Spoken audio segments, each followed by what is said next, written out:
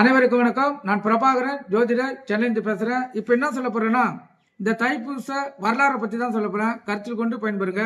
தேவர்களுக்கும் அசுரர்களுக்கும் இடையே ஏற்பட்ட போரில் தேவர்களால் அசுரர்களை அழிக்க முடியவில்லை.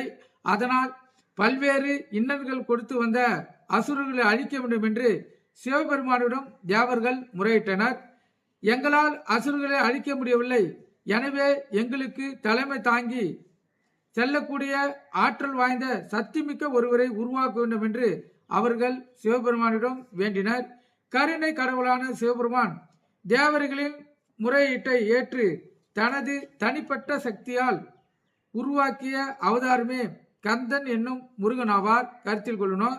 சிவனின் நெற்றிக்கண்ணிலிருந்து வெளியான 6 தீப்பொறிகள் 6 அழகான குழந்தைகளாயின. கார்த்திகை பெண்களால் அக்குழந்தைகள் வளர்க்கப்பட்டு பின்னர் ஆறுமுக கடவுளாக அவதரித்தார். அன்னை பார்வதி தேவி ஆண்டி கோலத்தில் பழனி மலையில் வீற்றிருக்கும் முருகப்பெருமானுக்கு ஞானவேல் வழங்கியது தைப்பூசி நாள்தான். அதை கருத்தில் கொள்ளணும்.